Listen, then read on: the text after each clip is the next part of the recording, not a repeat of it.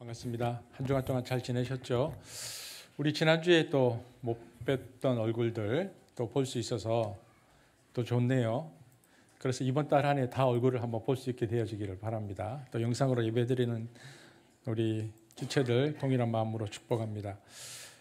보통 이제 첫째 주일을 어린이 주일, 둘째 주일을 어버이 주일, 셋째 주일을 스승의 주일 이렇게 교회에서도 그렇게 지키는데 저희 교회는 그렇게 하지 않고 어린이 주일, 어버이 주일 이렇게 합쳐서 이제 가정의 주일 이렇게 이제 예배를 드립니다. 그래서 지난주에 원래 첫째 주에 이제 드려야 하는데 그렇게 하지 못하고 제가 지난주에 돌아와서 이제 둘째 주일로 오늘 가정의 주일 말씀을 전하려고 하고 특별히 이제 가정에 관한 말씀들을 이렇게 우리가 보면은 좋기도 하고 또 우리가 잘 그렇게 못 사니까 좀 부대끼기도 하고 힘들기도 하고 어렵기도 하고 그런데 오늘 그러나 성경에서 우리에게 주시는 가정의 그 원리 또 원칙 또 역할을 보고 오늘 전해지는 어떤 말씀이라도 그 말씀이 스스로를 자책하거나 힘들게 하거나 어렵게 하는 말씀이 아니라 위로와 격려와 힘 그래서 가정이 세워지는 말씀이 되어지기를 소망하는 마음들이 있습니다. 그래서 제가 이제 여러 가지 주제들을 말할 텐데 그 자기에게 적용되는 말씀들도 살펴보고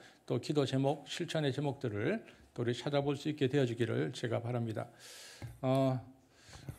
우리 하여튼 연주자매 와서 너무 좋은데 우리 나중에 또 연주자매 서로 또 위로하고 격려하고 또 축복하는 시간 갖도록 하겠습니다.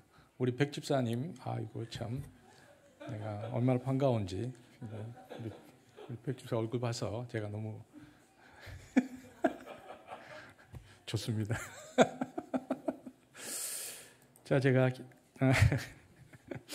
다시 한번 기도하겠습니다. 사랑의 하나님, 가정의 주일 저희들이 말씀을 받습니다. 이 말씀 앞에서 저희들이 또 기준을 세우고 또 실천한 능력들을 또 보고 알고 깨닫고 살게 하여 주옵소서. 예수님 이름으로 기도합니다. 아멘. 오늘 원래 이제 신명기를 다 보고 싶은데 다 볼 수 없잖아요. 그래서 두 구절만 읽었고 오늘은 성경의 가정훈이 여러 나오거든요. 이제 어떤 것이 가정이냐 구약에도 나오고 신약에도 나오는데 오늘은 신명기에 있는 말씀들을 중심으로 신명기에서는 가정에 관한 교훈들을 우리에게 어떻게 주느냐 제가 몇 가지 특징으로 말씀드리려고 합니다. 우선 그리스도인들의 가정이라고 했을 때 하나님 백성의 가정의 부모들이 해야 할 가장 큰 의무가 있습니다. 그게 뭡니까? 자녀들에게 말씀을 가르치는 것입니다. 말씀을 가르치는 것. 신명기 6장 6절에서 7절 우리 같이 한번 읽어볼까요? 가정의 첫 번째 역할, 자녀들에게 말씀을 가르치는 겁니다. 시작. 오늘 내가 내게 명하는 너는 마음에 새기고 집에 앉아 있을 때나 길을 갈 때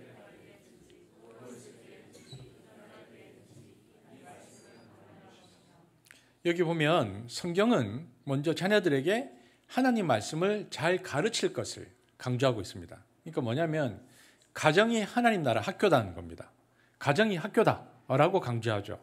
특별히 어떤 말씀을 가르치라고 되어 있냐면은 위에 보니까 이 말씀을 마음에 새기고라고 되어 있죠. 여기 있습니까? 앞절 우리 6절을 봐야 되죠. 그러니까 마음에 새긴 말씀을 가르치라. 마음에 어떻게 새길 수 있을까요? 이 말은 그 말씀이 우리 속에 내재화되어 있어야 한다는 뜻입니다. 즉 말씀을 따라 사는 게 너무나 자연스럽게 되도록 내가 되어야 한다라는 뜻이 전제되어 있습니다. 그렇다면 말씀을 따라 사는 게 내가 너무나 자연스럽게 되기 위해서는 뭐가 필요할까요? 훈련이 필요합니다. 그래서 신명기 6장 8절에서 9절에 보면은 이 훈련을 가르치죠. 읽어보겠습니다. 시작. 또 당신들은 그것을 손에 메어 표로 삼고 이마에 붙여 기호로 삼으십시오. 집 문설주와 대문에도 써서 붙이십시오. 유대인들은 하루에 3번 기도했습니다. 아침, 점심, 저녁. 그런데 기도할 때마다 그냥 기도한 게 아니고 성경 구절을 기록한 양피지를 넣은 작은 상자, 이게 테필린이라고 하는데 저겁니다. 저 안에 성경 구절이 들어 있습니다. 근데 이 작은 상자를 어디에 붙였냐면은 미간 혹은 이마에 이렇게 붙입니다. 이렇게 붙여서 아마 그 뒤에 이미지 있을 텐데 저렇게 붙이는데 이게 이마나 미간에 성경 구절을 넣은 걸 이렇게 붙여서 기도하거든요. 하는 이유는요. 왜 이쪽에 붙이냐면 우리의 생각이 하나님의 생각과 일치되기를 바란다. 그런 뜻이 그 안에 들어있는 겁니다. 그래서 붙이는 거죠. 그리고 때로는 그걸 이렇게 손목에 이렇게 돌리기도 하는데 왜 손목에 띄냐 하면은 맥이 띄는 자리에 손목에 매는 것은 삶의 모든 순간에 하나님 말씀과 내가 함께 할 것이다 라는 의미가 그 안에 포함되어 있습니다. 그리고 여기 보면 문설주나 대문에 써붙이라, 이걸 매주자라고 하는데 우리는 이제 교패를 붙이잖아요. 근데 이제 들어오는 말씀을 딱 붙여놓고 매주자라고, 그래서 집에 들어갈 때나 나올 때 말씀을 따라 살라는 뜻으로 유대인들은 시각적으로 그렇게 해놓고 실제로 삶을 살았다는 것입니다. 여러분, 그런데 이렇게 이제 훈련을 하잖아요. 그런데 말로만 가르치면 안 된다는 겁니다. 여러분, 가르침은 가리킴이어야 합니다. 그러니까 뭐냐면 손가락만의 가르침을 말하는 것이 아닙니다. 우리의 자녀 세대들은 여기 보면 청년들도 있고 그리고 이제 초등학생, 우리 유치부도 있는데요. 우리 자녀 세대는 우리의 말이 아니라 우리 존재가 가리키는 삶의 방향을 바라보게 되어 있습니다. 나는 바람풍 하면서 자식 보고 바람풍 하고 살라고 할 수 없죠. 나는 옆으로 이렇게 가고 있는데 너는 앞으로 가라고 말할 수 없죠. 욕망이 이끄는 대로 사는 버릇이 뭔가 마음에 배어들면요, 불행에 빠집니다, 사람이. 때로는 그래서 우리가 뭘 가르쳐야 되냐면 자녀들에게 욕망을 거스르면서도 행복할 수 있다라는 것을 자녀들에게 보여줘야 합니다. 이런 거죠. 경쟁에서 이기는 것보다 더 중요한 것은 자기 생을 하나님의 선물로 받아들이는 삶이라는 것을 부모인 우리가 보여줄 수 있다면 이보다 더 좋은 것이 어디 있겠습니까? 이웃의 아픔에 반응할 줄 아는 사람이 되는 것을 우리가 삶으로 가르칠 수 있다면 이보다 더 좋은 게 어디 있겠습니까? 그렇다면은 구약에 있는 유대인들은 테필린이나 메주자를 사용해서 자녀들에게 가르쳤잖아요. 그러면 우리는 지금 테필린이나 메주자를 안 쓰잖아요. 그러면 우리는 어떻게 해야 우리의 삶으로 그것을 구현해내고 자녀들에게 가르칠 수 있는가? 그 중에 한 가지 방법이 뭐냐면은 말씀을 마음에 새기기 위해서 가장 좋은 훈련은 암송입니다. 여러분, 암송을 자녀들에게 시켜야 합니다. 그래서 우리 아이들이나 가정에서나 주일학교에서 암송을 훈련시키는 것은 굉장히 중요합니다. 왜냐하면은 암송으로, 성경을 암송하잖아요. 암송으로 말씀이 마음에 새겨지면 그게 무의식으로 들어가고 그게 나중에 인격이 되는 겁니다. 여러분, 인격이라는 것은 보통 때 알 수가 없어요. 그런데 위기 상황이 딱 닥치면 무의 속에 있던 그 본질적인 것이 툭 튀어나오는데, 아, 저분이 저런 훌륭한 인격을 가졌구나 하는 것을 어떤 위기 상황 속에서 알 수 있거든요. 그렇다면 그 인격은, 위기 상황 속에서 나오는 그 사람의 인격은 어떻게 형성되느냐? 경건한 습관이 인격을 만듭니다. 그래서 말씀을 아이들에게 새겨주기 위해서 특별히 암송의 중요성이 부각됩니다. 특별히 우리 무의식 상태나 혹은 늙어서 우리가 치매가 올 수도 있잖아요. 모두 다. 그러면 무의식 상태나 늙어서 치매가 됐을 때도 하나님 말씀이 생각나고 찬송이 나오면 그보다 더 좋은 게 어디 있겠습니까? 이게 아주 중요한 겁니다. 그러니까 마지막에 뭐가 그 무의식까지 파고들어서 자아 속에 남아있느냐. 그래서 암송의 중요성이 강조되는 거죠. 그냥 암송이 내 무의식 안고대로 들어가도록 만들어버리는 것입니다. 자, 제가 한번 질문해 볼게요. 여러분은 몇 구절이나 암송하고 계십니까, 지금? 성경. 자, 이렇게만 손 한번 듭니다. 5개 밑으로 나는 성경 암송하고 있다. 암송 9절. 그러니까 우리가 제일 잘 아는 성경, 시편 23편 암송하시는 분, 다 암송하실 수 있는 분. 혹시 아무도 안 계십니까? 내가 이제 암송하고 있는 거 위주로 물어봅니다. 그 다음에 고린도전서 13장 암송하신. 내가 너무 장을 얘기하면 안 되니까. 나는 한 5구절은 암송하고 있다. 다 겸손하셔서 그렇다고 생각합니다, 제가. 근데 제가 생각해 보면, 어느 날 제가 근데 이제 암송을 포기한 거죠.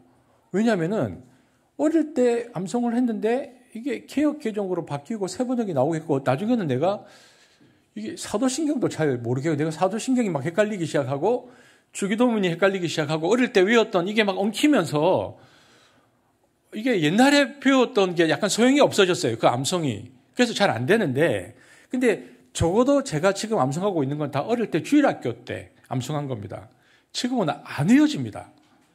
아무리 외우려고 그래도 사람 이름도 안 떠오르는데 저희가 어떻게 외우겠습니까? 여러분, 죽으면 죽으리라를 쓰셨던 살아있는 순교자라고 불렸던 안희숙 선생님이 계십니다. 살아있는 순교자라고 부르는데 이분이 일제시대 때 신사참배 반대했고요. 일본 국회에 가서 신사참배 반대라고 깃발을 펼치셨다가 체포당하셔서 고문당하고 감옥생활을 하셨던 분입니다. 돌아가셨는데 이분의 자서전을 보면 이분은 자기는 평소에 성경을 109절 암송했다고 되어 있습니다. 그리고 특별히 찬송을 150개 찬송을 암송했다고 되어 있습니다. 근데 저는 성경 구절보다는 찬송을 훨씬 더 많이 암송하는 것 같아요. 그러니까 뭐냐면은 찬송은 정확하지는 않은데 웬만한 건 그러니까 교회에서 많이 불렀던 건 1, 2, 3, 4절을 그냥 대충은 따라 부르는 것 같아요. 그러니까 외우려고 해서 한 게 아니고 굉장한 겁니다. 성경 암송 109절, 찬송가 150개 이런 분들 만나기 힘듭니다. 그런데 이분이 감옥에 들어가서 고문당하고 6년 동안 감옥에 있거든요. 감옥 생활을 하는데 성경 찬송을 안 넣어주는 겁니다. 그런데도 그 보기 보면 그분이 신앙이 뜨거워졌다고 되어 있습니다. 왜? 매일 아침에 일어나면 109절 암송을 했다는 겁니다. 매일 아침에 자기가 외우는 거. 그것도 큰 소리로. 그러니까 옆방에 있는 감옥에 있는 신자들이 다 듣는 거죠. 그녀가 암송했던 성경 구절은 사람들이 이렇게 짐작합니다. 요한복음 16장 33절 세상에서 너희가 환난을 당하나 담대하라 내가 세상을 이겼노라.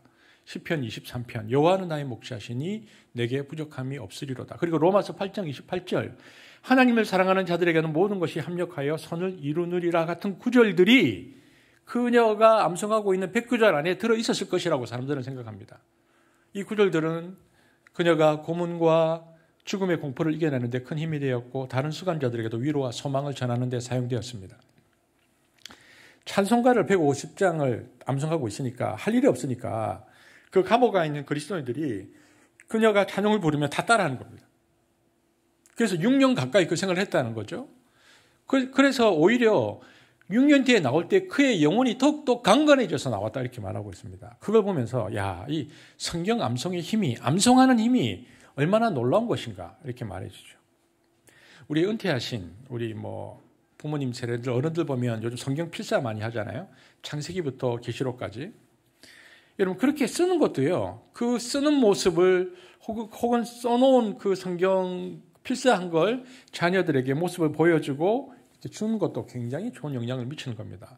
우리 교회에서는 특이하게 성경을 좀 녹음을 하시잖아요. 그것도 굉장히 좋은 겁니다. 보니까 녹음이 만만치 않겠더라고. 왜냐하면 성경은 지우면 되지만 녹음을 쭉 하다가 한 절 틀리면 다시 녹음해야 되잖아요. 다시 읽다가 쭉 하다가 탁 틀리면 녹음을 다시 해야 되고 그 녹음을 맞춰야 되니까. 근데 좋은 거예요. 그게 뭐냐? 마음에 새기는 것입니다. 그래서 우리가 유대인들은 그런 방식으로 가르쳤지만 우리는 암송을 통해서 자녀들에게 가르치면 좋겠다는 마음이 있는데 6장 8절 9절 한번 같이 다시 한번 읽어보겠습니다. 세 번역으로 시작. 내가 오늘 당신들에게 명하는 이 말씀을 마음에 새기고 자녀들에게 부지런히 가르치며 집에 앉아 있을 때나 길을 갈 때나 누워 있을 때나 일어나 있을 때나 언제든지 가르치십시오. 또 당신들은 그것을 손에 메어 표로 삼고 이마에 붙여 기호로 삼으십시오. 집 문설주와 대문에도 써서 붙이십시오. 여러분 이렇게까지 해가면서 하나님의 말씀을 가정에서 가르쳤다는 겁니다. 근데 여러분 이게 좀 특이한 게요. 교육이라는 것은 일반인들은 어디서 교육을 받습니까? 교육을 받을 수 있는 곳이 가정 또 하나는 어디입니까? 학교죠. 두 개밖에 없어요. 그런데 신앙교육은 거기에 하나가 더해집니다. 교회 교육이 들어가요. 굉장히 중요한 겁니다. 왜냐하면 교회 교육이라는 건 뭐냐면요. 공동체를 경험하는 겁니다. 그러니까 교회와 학교, 일반인들은 거기까지밖에 못 가는데 우리는 가정과 학교 그리고 교회를 얘기합니다. 오늘 집사님이 기도해 주셨는데 교회는요. 확대된 가정입니다. 교회는 확대된 가정. 그러니까 왜 이게 확대된 가정이라고 말하냐면 여기서는 경쟁이라든가 평가라든가 이런 게 없어요. 교회 안에는. 그러니까 교회 안에서는 교회 교육의 특징이 뭐냐면요. 여기서는 사랑하고 용서하고 화해하고 함께 사는 법을 혈연이 아닌데 학교도 아닌데 경쟁이 없는 공동체 안에서 생활하는 경험을 하잖아요. 근데 이 경험을 하고 자라는 아이들은 인격적으로 남다른 훈련을 받는 겁니다. 어떻게 혈연도 아닌데 와서 평가도 안 하고 경쟁도 안 하고 용서하고 사랑하고 화해하는 법을 어릴 때부터 쭉 배웁니까?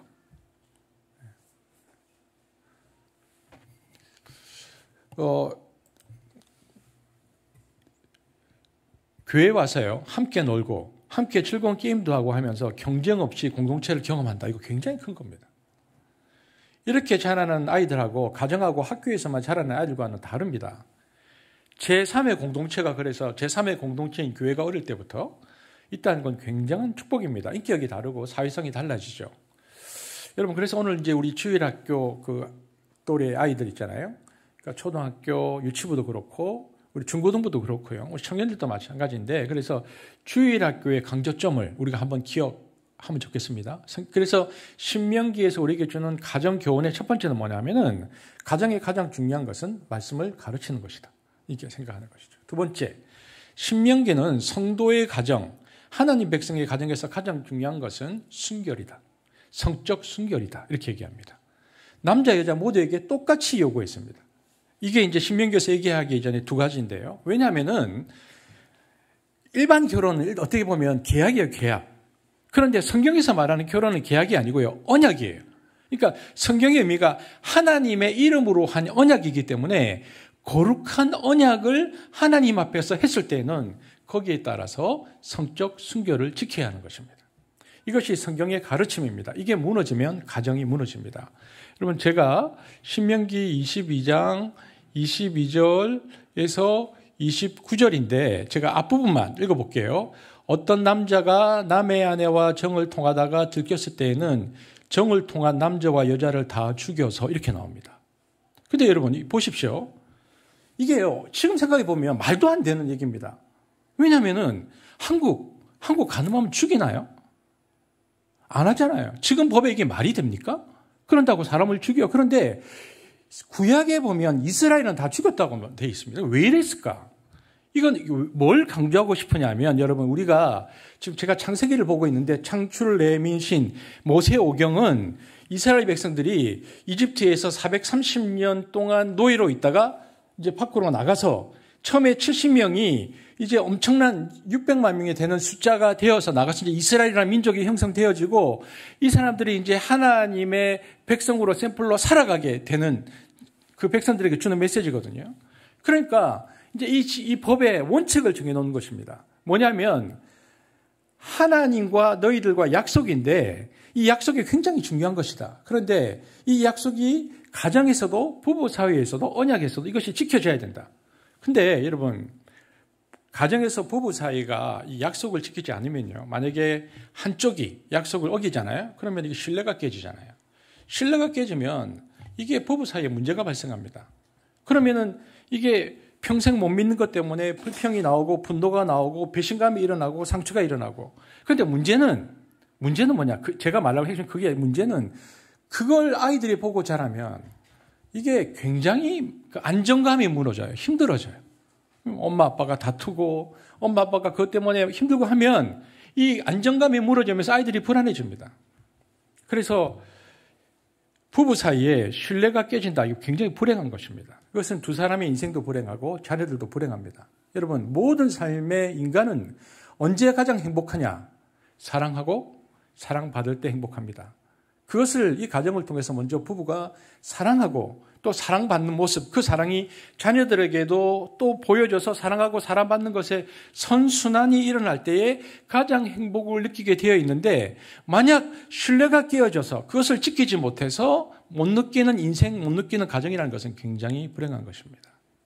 그렇다면 제가 다시 말씀드립니다. 왜 이토록 엄격한, 그러니까 가정의 순결, 혹은 가정 안에의 어떤 성적 성결에 대해서 왜 이렇게까지 엄격했을까? 그것은 지금 이스라엘 백성들이 이집트에서 나와서 광야를 지나서 가나안 땅으로 들어가야 되는데 딱 가나안을 보니까 이게 좀 장난이 아닌 겁니다. 가나안 백성들의 가정과 성윤리가 아주 엉망진창입니다. 좀 이스라엘 백성들이 들어가야 할 땅입니다. 대표적인 것이 바알 신입니다. 그리고 여러분 바알 신뿐만 아니라 그 당시에 모든 이방의 신들은요 독특하게 남성과 여성으로 신이 분화되어 있습니다. 그러니까 바알 신만이 아니고 중근동의 전체 신관이 그렇습니다. 그러니까 하늘의 신은 남신, 이것은 남성 우월주의가 들어있고 남성의 권력이나 남성의 힘, 폭력을 숭배하는 겁니다. 폭력의 신입니다. 남신 바알이 남신인데 바알씨 같은 경우는 천둥, 번개, 비, 이슬을 내리는 신입니다. 근데 반대로 여자 신은 대지의 신입니다.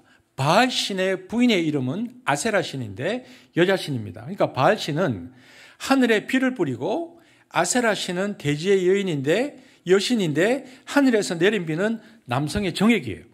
그러니까 이 정액이 아세라 여신의 자궁 안으로 들어가서 나온 열매가 농산물인 겁니다. 그들의 신관으로 볼 때는. 그러니까 그것이 익어서 가을에 풍성한 열매를 맺으면 그 열매가 바알과 아세라 신의 자녀들입니다. 그러니까 그들은 그런 신관을 가지고 있었어요. 그리고 가을에 농사가 그래서 풍요롭게 되잖아요. 그러면은 농산물과 과일을 주신 신에게 감사하는 풍요제가 바알 축제입니다. 그래서 남신과 여신에게 예배를 드리는데 예배를 드리는 방식이 상당히 음란한 겁니다. 가나안 땅은. 왜냐하면 바알 신이 남신이고 아세라가 여신인데 둘의 성적 교합을 통해서 우주 만물이 나오기 때문에 가을에 풍요제를 치를 때 바알 신을 대리하는 사제와 아세라 신을 대표하는 신녀가 예배 중에 공공연하게 성적 행위를 합니다. 그것이 예배 행위 중에 하나입니다. 이걸 그들은 거룩한 의식이라고 생각했습니다. 그리고 그 예배에 참석한 모든 남녀가 혼음을 했습니다. 그것이 그 당시에 예배 드리는 방식이었습니다. 여러분, 이러한 당시의 상황은 헤로도투스라는 역사가 기록에 나타납니다. 여러분, 그리스 역사가 중에 헤로도투스가 예수님이 태어나시기 전 400년 전 사람이거든요. 그러니까 예수님보다 400살 정도 많은 사람인데 역사가인데 헤로도투스가 여행하면서 중근동 지역의 여러 지역의 사료를 다 수집하고 그러니까 당시 그리스 사람들에게 잘 알려지지 않았던 곳이 어디냐 하면은 이라크 쪽 역사, 그러니까 페르시아 쪽이죠. 페르시아나 바벨론 제국에 대해서 흥미가 너무 많이 있었고 또 인도, 중국에 대해서도 굉장히 흥미로운 생각을 가져서 신화도 막 모았는데 이것을 알려주기 위해서 쓴 책이 헤로도투스의 역사라는 책입니다. 굉장히 유명하죠. 히스토리아, 역사라는 말이 거기서 제일 먼저 나왔는데 이 히스토리아, 역사라는 책을 보면 그 당시 중근동 지방이 잘 나오고 있는데 그러니까 2400년 전이죠. 아시리아 지방에 가면 이슈타로 여신을 숭배하는 모습이 묘사되어 있어요. 이슈타로 여신은 이스라엘에서는 이걸 아세라라고 불렀어요. 그런데 헤로도투스가 기록하기를 이스타로 여신을 숭배하는데 그 기록이 나와 있습니다. 신전에 제사장이 있고 제사를 드릴 때 모든 여자들은 일생에 한 번은 신전에서 몸을 바쳐야 했고 이는 신분 고하에 상관없는 종교적 의무였다고 기록하고 있습니다. 그래야 그 집안과 도시에 축복이 온다고 믿었어요. 당시 사람들은. 그래서 아세라, 이걸 아세다롯이라고 부르기도 하고 이슈타롯이라고 부르고 하는데 신을 섬기는데 자세히 어떻게 묘사되어 있냐면은 신전인데 여자들이 신전 문 앞에 쭉 들어서 있는데 다 면사포를 쓰고 있고 장신구를 하고 옷을 입고 있는데 딱 봐서 누가 봐도 귀족 부인인 거예요. 그런데 예배 드리는 모든 남자들하고 그 남자가 이렇게 탁 찍으면 들어가서 성행위를 해야 되는 거예요. 그게 문화입니다. 여러분, 그런데 그런 바알 문화가 들어가면 가정이 붕괴되고 온 세상이 음란해집니다. 가정윤리가 무너집니다. 남자들 다 무너집니다. 여러분, 사도 바울이 활동했던 1세기 중근동 지역도 마찬가지였는데요. 우리가 에베소 고린도 보잖아요. 그 당시 에베소 도시를 보면 당시 로마의 통치 아래 있었던 아시아 지역 전체의 수도가 에베소잖아요. 에베소는 풍요와 다산의 상징인 아데미, 그러니까 아르테미스, 그리스로는 그렇게 말하죠. 아데미 여신을 숭배하는 곳이었습니다. 그러니까 그 도시 노른자 땅에 거대한 아데미 신전이 있었고 해마다 수많은 순례자와 여행자들이 이 신전을 방문하려고 원근 각지에서 몰려들었습니다. 이들은 신전에서 여사제와 매춘행위를 하면서 아데미를 예배했습니다. 우리가 읽고 있는 에베소의 그러한 배경 속에서 에베소서가 쓰여졌어요. 고린도도 마찬가지예요. 당시 고린도에서도 아프로디테 신전이 있었는데 아프로디테는 로마식으로 얘기하면 비너스죠. 미의 여신인데 중동 지방에서는 그것이 풍요의 여신, 그러니까 아세라 여신하고 똑같은 존재였습니다. 여러분, 그리스 박물관 가면 여신상을 보면 미의 여신이니까 이 아프로디테가 굉장히 아름다울 것 같지만 그게 아니고 유방이 18개입니다. 보면 굉장히 끔찍해요. 근데 그 신을 섬긴 거예요. 고린도시가 인구가 많을 때 한 10만이었거든요. 그런데 그때 신녀가 2만이었습니다. 그러니까 무슨 얘기냐면 중근동 지역에서 모든 나라에서 예쁜 여자들을 다 데려와서 신녀 지금 무당으로 발탁이 돼서 그 여신전에 모였습니다. 그래서 이 사람들에 대한 그 당시 용어가 있는데 이게 뭐냐면은 거룩한 창녀. 그게 공식 용어였습니다. 신의 이름으로 성행위를 하는 창기였습니다. 그러니까 고린도에 그런 어마어마한 문화가 있으니까 고린도 남자들이 다 타락을 한 겁니다. 그래서 바울이 고린도 교회에 편지 쓰면서 심지어는 너희 중에 우상음행이 있고 근친상간이 생겼다고 비판하는 겁니다. 여러분, 고대 농경 문화는 중동뿐 아니라 동양도 마찬가지거든요. 신관이 풍요의 신, 축복의 신이 농사의 신인데 다 남자입니다. 그러니까 동양은 그게 뭐로 바뀌었습니까? 철학으로 바뀌고 신화로 바뀌면서 견우와 직녀가 만나는 겁니다. 여러분, 하늘에서 소를 치는 것에 최고의 견우신과 하늘에서 배를 짜는데 최고의 직녀신 이야기인데 남신과 여신이 만나서 운우지정을 나누어서 그날 7월 7성날 그 엑기스가 비가 되어 내려오면 풍년이 된다. 그잖아요. 견우식녀 얘기가 그 얘기잖아요.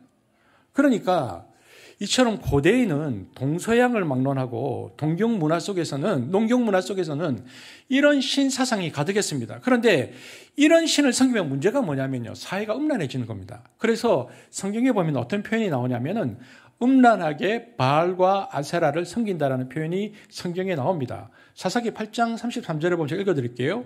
기드온이 죽으니 이스라엘 자손이 다시 바알들을 섬기고 이렇게 안 되고 바알들을 음란하게 섬기고, 왜 음란이 들어갔냐면은 그 당시 문화가 그랬다는 겁니다. 그러니까 선지자들이 질책을 하죠.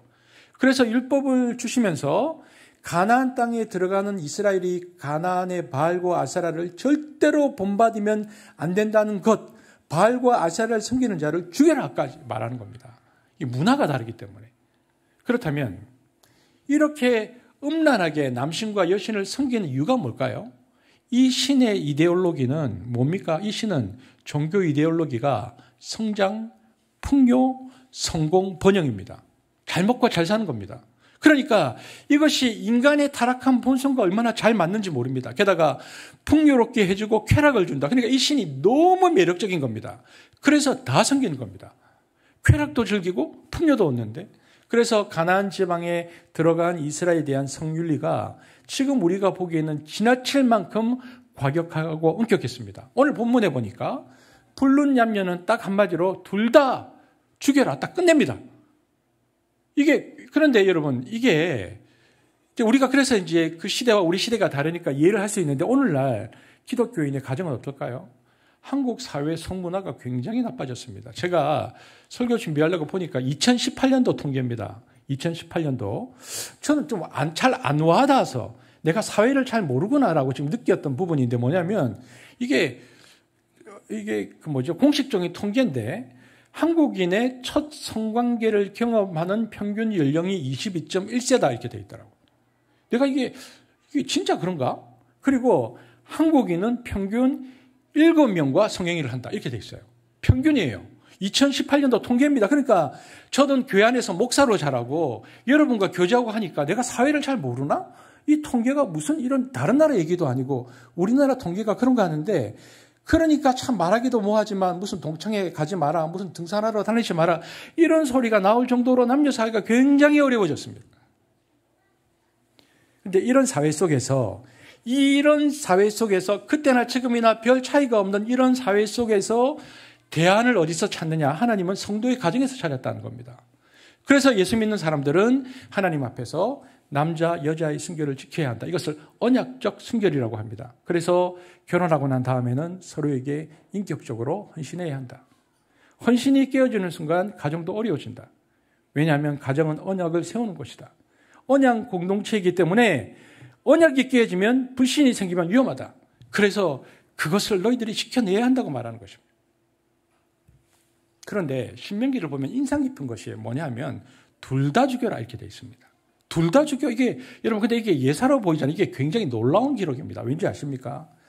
이 당시에, 지금 우리가 신명기를 보면, 신명기는 법전이잖아요. 우리로 따지면 헌법 같은 건데, 이 당시에 성경에 창출 내밀신할 때 신명기 법전만 있었을까요? 그 당시에 중근동 지방에 수많은 법전들이 있었습니다. 모세의 이 신명기 법전보다 250년 전에 만들어진 법전이 여러분이 학교에서 배웠던 함무라비 법전입니다. 그런데 거기에 보면요, 함무라비 법전은 달라요. 똑같은 죄를 범하면 어떻게 되어 있냐? 여자만 죽여라 이렇게 되어 있어요. 거기는. 그러니까 똑같은 죄를 범해도 귀족과 평민과 노예에게 주는 법의 처벌이 다 계급에 따라서 달랐어요. 불평등법이었습니다. 특별히 여성에 대해서는 굉장히 불평등한 법들이 그 당시에 중근동 지방의 법이었습니다.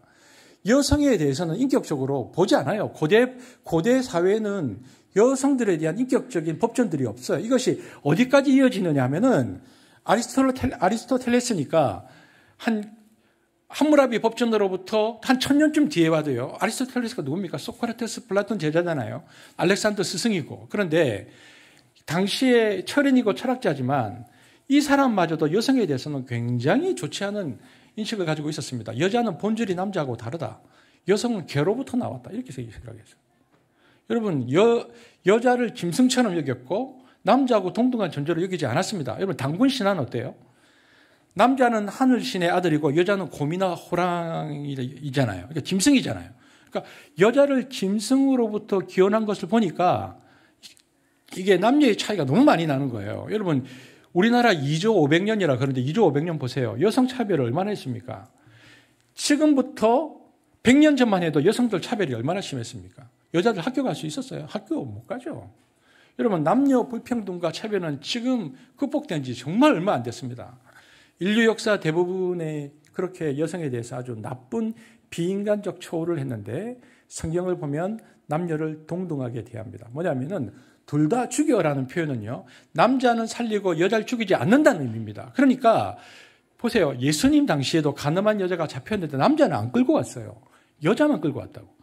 그만큼 남녀 불평등한 법 적용을 했던 게 고대 사회인데 신명기만 유별나게 남녀 동등법입니다. 이게 얼마나 놀라운 건지 모릅니다. 그래서 성경에 보니까 우리가 창세기를 보잖아요. 남자 여자를 하나님이 자기 형상으로 동등하게 창조했다. 창세기가 말합니다. 아까도 말했지만 아리스토텔레스도 그렇고 동양 문화도 그렇고 여자를 하나님의 형상으로 창조됐다고 하는 신간이나 인간관이 없어요. 그 당시에 없는 겁니다.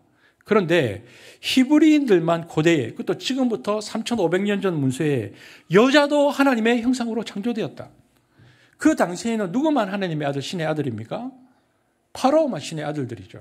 그런데 노예들, 히브리 노예들도 신의 아들이다. 파라오나 이집트의 노예를 생활하던 히브리인도 다 하나님의 형상으로 창조되었다. 그러므로 살인하지 말라. 인간의 생명의 존엄성을 이렇게 높이잖아요. 그 신분 여하를 떠나서 인간의 존엄성을 밝힌 문서는 고대 문서 중에 성경이 유일합니다. 여러분, 미국만 해도 200년 전에 안 지켰어요. 흑인들 다 노예로 삼아서 짐승처럼 사고 팔았고요. 남아공만 해도 아파르헤이트라 해서 지금부터 3, 40년 전만 해도요. 흑인들 불평등법이 존재했잖아요. 그리고 지금 인도에 가도 카스트 제도가 그대로 있잖아요. 여러분, 그런데 모든 사람이 하나님의 형상으로 지어졌기 때문에 모든 사람은 자유와 평등의 권리가 있다는 것이 모세 오경 안에 있는 희년 사상이거든요. 50년마다 모든 사람을 자유롭게 해줘야 되는 자유와 평등 사상이잖아요. 그러면 아브라함 링컨이 자유를 선언하는 것이 인류 역사의 150년 전입니다. 1863년 1월에 링컨이 노예 해방 문서에 서명했는데 인류 역사에서 노예 해방이라는 기념비적인 일이 일어난 것이 지금을 기준으로 겨우 150년 전입니다. 그런데 이스라엘이 50년마다 노예 해방 제도, 이 노예 제도를 원천적으로 금지시킨 이 놀라운 인권 선언이 지금부터 3500년 전의 법입니다. 이게 성경에 있다는 게 놀라운 일입니다. 이 법은 당시 인간의 지성이나 도덕으로는 만들 수 없는 법입니다. 그래서 모세의 법 철학을 연구하는 사람들은 고대 함무라비 법이나 고대 이집트 법이나 당시 중국의 모든 법을 연구해도 도저히 있을 수 없는 법사상이 들어왔다고 생각하는 거죠. 그래서 이 법은 심지어 어떤 사람은 외계로부터 온 법이다 이렇게 말합니다. 인간의 도덕으로는 도저히 나올 수 없는 법이다. 그런데 이런 법사상 자체가 3500년 전에 나왔는데 우리는 그것을 그래서 오늘날 뭐라고 부르냐? 계시라고 부르는 겁니다. 저게 계시다. 인간의 머리에서 나올 수 없다. 하나님으로부터만 나올 수 있는 법, 이것이 계시사상입니다. 이것을 인류가 겨우 실천한 것이 150년 전입니다. 우리나라도 100년 전입니다. 복음이 들어오고 나서 노비제 없앴잖아요. 실제로 그리고 노비제뿐만 아니라 신분제가 일제시대에 대해서 없어졌잖아요. 이게 얼마나 놀라운 법입니까? 이 법이 의미하는 바가 무엇입니까? 모든 인간은 평등하다. 왜? 하나님의 형상이기 때문에. 그러니까 신명기에서 고대 사회에서 둘 다 죽여라라는 것은 두 가지 의미가 있습니다. 오히려 남녀 평등의 약자를 보호한다. 여자가 약하니까 남자가 힘으로 남자가 힘으로 함부로 할 수 없다. 그러니까 남자만 죽여라는 의미에서 아니다. 둘 다라고 말해서 3,500년 전의 법률인데 굉장히 고상한 법 체계가 들어있는 거죠. 그러니까 두 가지가 있는 것입니다. 가정은 무엇을 하는 것인가? 언약의 공동체이기 때문에 순결을 강조하고, 두 번째는 그리고 남녀의 평등을 강조하는 겁니다. 그것을 가정 안에서 실천하라는 것입니다. 그 당시와 별반 다르지 않은 이 세상 속에서 우리가 살아갈 때도 그래서 서로 간의 순결과 그리고 평등을 실천하라, 성경이 말하고 있는 것이죠. 세 번째, 성경이 우리에게 말하고 있는 5장 16절 말씀, 부모를 공경하라, 신명기는 가르칩니다. 자, 함께 읽겠습니다. 세 번째입니다. 가정의 역할, 시작. 너희 부모를 공경하라. 주 너희 하나님이 명하신 것이다. 그래야 너희는 주 너희의 하나님이 너희에게 준 땅에서 오래 살면서 복을 누린다. 자, 여러분, 제가 질문해 볼게요. 신명기 5장 16절 보면서 좀 다른 명령하고 다른 계명하고 좀 다른 특징을 발견하지 못하겠습니다. 저게 굉장히 특이한데 뭘까요? 저게 이게 보통 하나님께서 뭐 살인하지 마라, 뭐 예를 들어서 간음하지 마라, 도둑질하지 마라, 그런데 여기는 뭐라고 되어 있습니까? 너희 부모를 공경하라. 주 너희 하나님이 명하신 것이다. 그래야 너희는 주 너희의 하나님이 너희에게 준 땅에서 오래 살면서 복을 받는다. 무슨 말입니까? 이게 특별하게 부모를 공경하라 하고요, 땅에서 받는 축복하고 연결한 계명을 줬어요. 이게 유일해요. 이 두 가지를 연결해 놨다고요. 지금 사람이 죽어서도 좋은데 가고 싶겠지만은 땅에서 사는 동안에 잘 살고 싶은 마음이 기본적인 인간 욕구 안에 있는데 그 욕망하고 연결시켜가지고 주님의 교훈 중에 부모를 공경하라 그랬습니다. 그런데 축복을 준다. 왜일까요? 이는 하나님의 계명이 안정, 행복, 장수 등 인간이 가지고 있는 본성을 억압하는 것이 아니라 오히려 그것을 충족시키는 거다. 그러니까 너희들이 그것 때문에 너무 눌리지 말고 한번 실천해봐라. 그러면 너희의 내면 안에 있는 욕망들도 충족될 수 있다라고 하면서 쉽지 않으니까 해보라고 말하는 것입니다. 여러분, 그런데 우리가 이제 가정의 주일이 되면 부모 자식 간에 뭐 공경하고 그렇지 않고 얘기하는데 저는 오늘 조금 다른 측면으로 얘기하고 싶습니다. 여기서 이 부모 공경, 오늘 신명기에서 말하는 부모 공경은 어떤 뜻이냐면요, 먼저는 자녀가 부모를 공경하면 가정의 질서가 세워지잖아요. 근데 이 가정의 질서가 세워지면 어떻게 확장이 되죠? 이게 사회 전체로 확장됩니다. 이게 굉장히 중요한 원리입니다. 이게 사회 전체의 안정으로 이어지는데, 그래서 여러분, 부부 사이에 서로 사랑하고 또 그것을 자녀들이 보면서 부모를 공경하는 자녀들이 세워지고, 그래서 정말 엄마 아빠를 정말 존경하고 사랑하는 자녀들이 나오면 그 아이들이, 그렇게 쭉 자란 아이들은요, 학교 딱 하잖아요. 초등학교 때 학교 가면 그대로 재생산돼서 이 아이들은 선생님께 순종할 줄 압니다. 여러분, 직장 가거나 사회 나가서도 선배들에게, 상사들에게 순종할 수 있어야 되는데 어릴 때부터 그걸 배우지 못하잖아요. 그러면 어릴 때 내가 내 마음대로 하고 살았고, 어릴 때 내가 그런 질서가 없었는데 갑자기 학교에서 순종을 요구하고 사회에서 순종을 요구하면 따라가겠습니까? 그런데 여러분, 순서가 뭐냐면 자녀가 우리 부모를 공경하는 게 아니고 부부 사이가 서로 존경하고 존중하는 거, 이게 먼저입니다. 부부가 먼저 아이들이 기꺼이 따라갈 수 있는 바운더리와 아웃라인을 만들어주는 겁니다. 그러니까 부모가 먼저입니다. 부모가 그걸 해야 합니다. 오늘날 사회 위기를 이야기하는데 이게 그냥 요즘 용어로 제가 해볼게요. 요즘 세대를 싸가지 없는 세대라고 얘기합니다. 요즘 세대. 왜?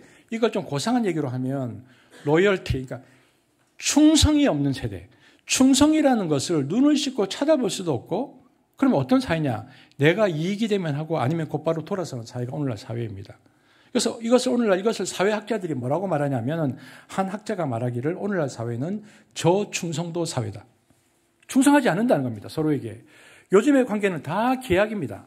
그 이상 충성하지 않습니다.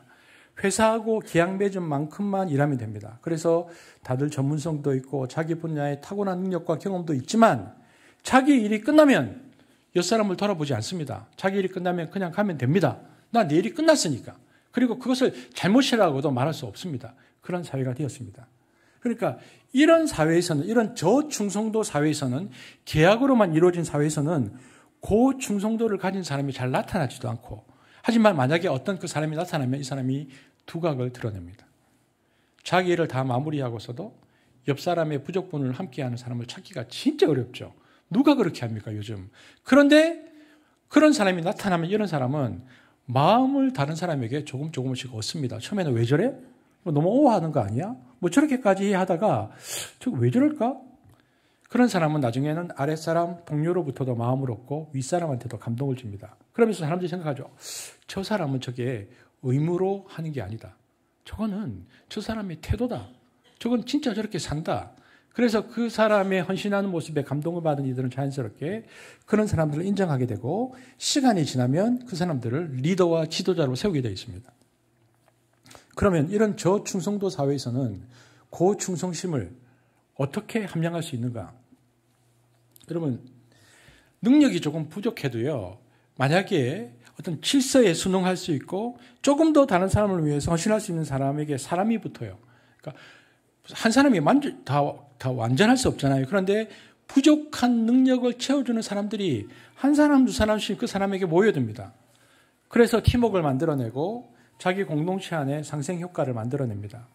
그래서 충성도가 높다는 것은 전문화되어가는 사회, 개인화되어가는 사회, 파편화되어가는 세상, 그리고 합리적인 계약 관계로만 살아가는 얇아진 인간관계가 꽉 찬 이 세상에서 돋보이는 사람이 되는 겁니다. 어떻게 이 사회 속에서 저런 사람이 나와?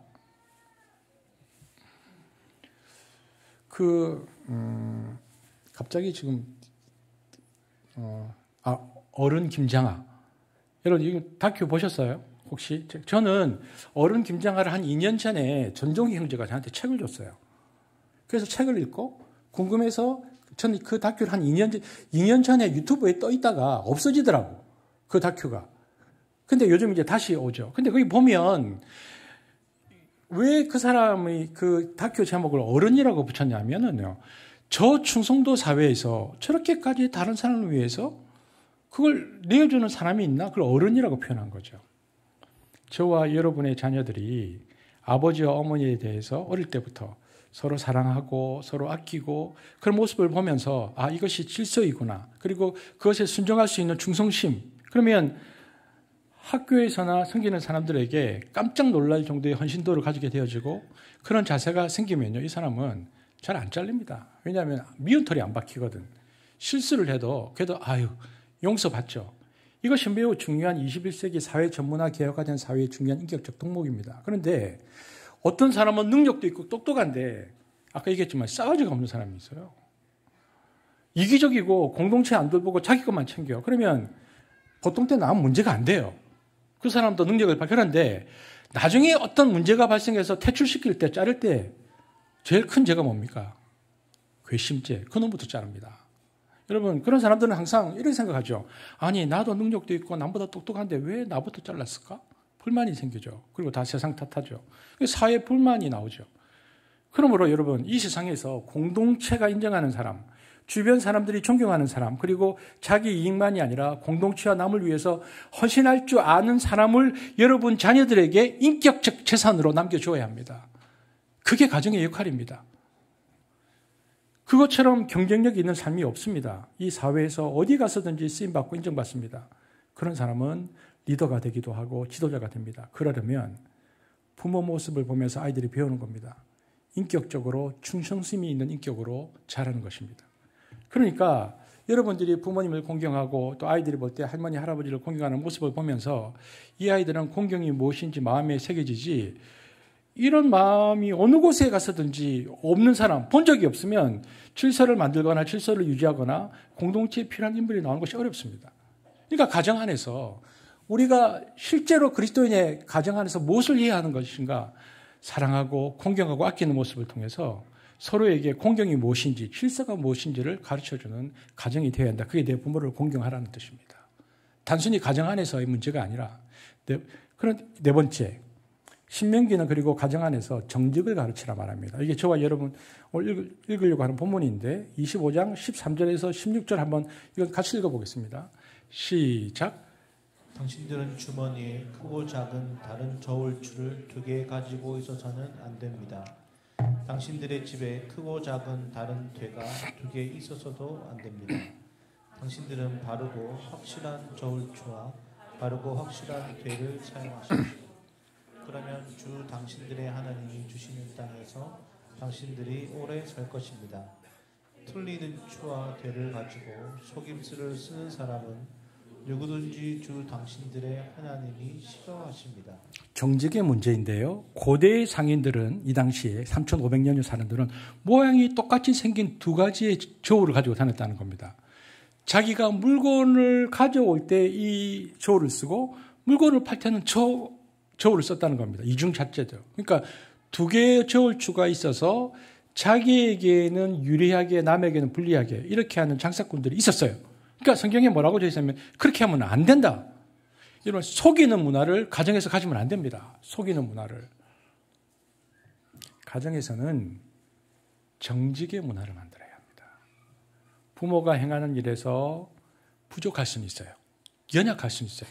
이건 자식들이 커서 보면 이게 우리 엄마의 부족합니다, 연약합니다 알지만 그럼에도 불구하고 뭔가 잘못했을 때는 미안하다, 잘못했다고 정직하게 말하고 온전하고 공정하고 그러면서 아이들이 실수나 연약함은 있지만 정직을 부모로부터 배워야 합니다. 여러분 정직한 사회의 특징이 뭡니까? 신용사회가 되는 거죠. 여러분 신용사회가 굉장히 중요합니다. 돈이 없어도 그 사람의 능력이 있고 다양성이 있으면 정직한 사회는 돈을 빌려줍니다. 그래서 그 사람이 그걸 사용할 수 있게 되어서 그 사람의 미래를 열어주죠. 만일 정직이 무너지는 사회 있잖아요. 신용이 무너진 사회면 돈을 누구한테만 빌려줄까요? 신용이 없으면 돈 있는 사람한테만 주죠. 신용이 없는 사회인데 금수저만 계속 잘 됩니다. 다음 세대 미래가 없어집니다. 돈 없고 아무것도 없어도 그 사회가 신용을 중요시 여기고 신용을 아는 사회가 된다면 어떻게 될까요? 지원해 주죠. 돈을 빌려주고 투자도 해주죠. 그래서 신용사회를 만들어서 신용사회가 돼야 젊은 세대들이 미래가 있는 사회가 되는 겁니다. 이런 사회를 만들어야 되지 않겠습니까? 그런데 어릴 때부터 맨날 자기 엄마한테 사기치는 것만 배워가지고 주가 조작 이런 자녀하면 안 됩니다. 예? 아무렇지도 않아. 그렇게 하는 거야. 가정에서 그렇게 배워서 양심의 가책도 없어. 그러면 안 된다는 겁니다. 그러니까 우리가 이 본문 앞에서 무엇을 봐야 되냐면은 정직, 가정에서 정직을 가르치자. 마지막으로 정직을 가르치면서 한 가지가 더 있는데 오늘 본문이었어요. 약자를 보호하는 법을 가정 안에서 가르치라고 되어 있습니다. 이 본문은 조금 길기는 한데 같이 한번 오늘 본문이기도 했으니까 같이 한번 읽겠습니다. 시작. 주 당신들의 하나님이 당신들에게 주시는 땅의 어느 한 성읍 가운데에 가난한 동족이 살고 있거든 당신들은 그를 인색한 마음으로 대하지 마십시오. 그 가난한 동족에게 베풀지 않으려고 당신들의 손을 움켜쥐지 마십시오. 반드시 당신들의 손을 그에게 펴서 그가 필요한 만큼 넉넉하게 구워 주십시오. 당신들은 삼가서 마음에 악한 생각을 품지 마십시오. 빚을 면제하여 주는 해인 7째 해가 가까이 왔다고 해서 인색한 마음으로 가난한 동족을 냉대하며 아무것도 구워주지 않아서는 안 됩니다. 그가 당신들을 걸어 주님께 호소하면 당신들이 죄인이 될 것입니다. 당신들은 반드시 그에게 구워주고 줄 때에는 아깝다는 생각을 하지 마십시오. 그러면 주 당신들의 하나님이 당신들이 하는 모든 일과 당신들이 손을 대는 모든 일에 복을 내려 주실 것입니다. 당신들은 반드시 손을 뻗어 당신들의 땅에서 사는 가난하고 궁핍한 동족을 도와주십시오. 그렇다고 하여 당신들이 사는 땅에서 가난한 사람이 없어지지는 않겠지만 이것은 내가 당신들에게 내리는 명령입니다. 자, 여기 보니까 반드시라는 말에 부사가 3번 들어가 있어요. 반드시. 그러니까 근데 이게 보면 반드시도 돼 있고 넉넉하게라는 단어가 있고요. 또 한쪽에서는 인색한 마음이라는 단어가 나오거든요. 그만 우리 읽었던 본문에 이게 대조를 이루고 있는데 그렇죠. 정말 어려운 처지에 빠진 사람이 일어설 수 있도록 돕는 것이 하나님의 뜻이라는 겁니다. 그러니까 가정에서부터 부모가 자녀들에게 약자 보호법을 가르쳐야 됩니다. 여러분 성경에서 말하는 정의는요. 양쪽 다 공정하게 대하는 거 아닙니다. 강한 자나 약한 자를 공정하게 대하면 강한 자가 더 강해집니다. 성경에서 얘기하고 있는 건 그게 아니고 불평등 구조를 극복하려면 약자를 편들자. 무조건 약자라고 해서 무조건은 아니지만 약한 쪽 사람들을 돌아보고 편득을 해보라는 겁니다. 가난한 사람들을 돌아보고 챙겨보라는 겁니다. 사람은 본능적으로 움켜쥐려고 하는 본능이 있는데 움켜쥐려는 본능을 거슬러서 꼭 필요한 이들에게 나눠줄 수 있을 때 우리 마음도 자라게 마련입니다. 그래서 어릴 때부터 아이들을 데리고 가서 뭔가를 경험하게 해주고 나누는 것을 보게 하는 것 굉장히 중요하죠. 수많은 젊은이들과 시민들의 희생 위에 세워진 이 나라가 진정으로 아름다운 나라, 따뜻한 나라가 되려면 이웃들을 향한 우리 손과 마음이 인색하지 말아야 합니다. 그리고 지금 울부짖고 있는 이들의 품이 되어 주어야 합니다. 그것을 가정에서 가르치라는 것입니다. 이것이 신명기에 나타난 가정훈입니다. 첫 번째, 하나님 말씀을 가르쳐라. 두 번째, 약속을 소중히 여기고 성적 순교를 지키며 평등을 지향하라.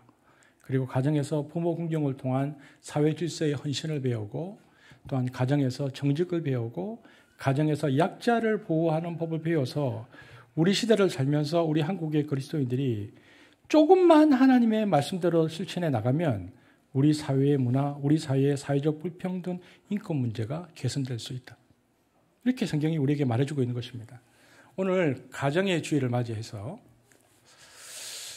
하나님 뜻대로 사는 가정이 되게 해달라고 결심한 우리가 되었으면 좋겠습니다.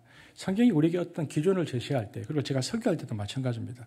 모든 것을 제가 그대로 실천하고 살 수 있으면 좋겠지만 말씀 앞에서 때로는 저도 돌아보게 되어지고 저를 살피게 되어지지만 그러나 이 기준 앞에서 그리고 그 기준의 실천이 오늘 성경이 말하고 있는 것은 단순히 가정 안에서 끝나지 않고 이것이 사회적으로 확장이 되어서 하나님의 나라와 공평과 정의를 이룰 수 있다.